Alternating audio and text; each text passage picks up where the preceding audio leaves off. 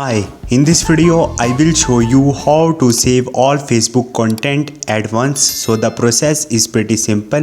If you want to save your posts of the Facebook at once, so simply follow this procedure. So first of all, open your Facebook mobile application and you have to click on the three lines, and once you will click on the three lines you will see this type of the page.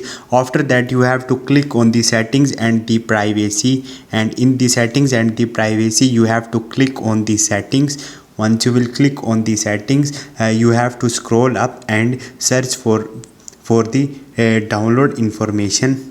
So here is download your information option. Simply tap on it.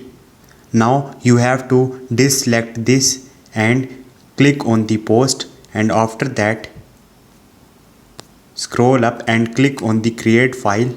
And once you will do it, your data will be download in your email. So in this way you can download your Facebook content at once. Hope this video will helpful for you. See you next time. Thank you.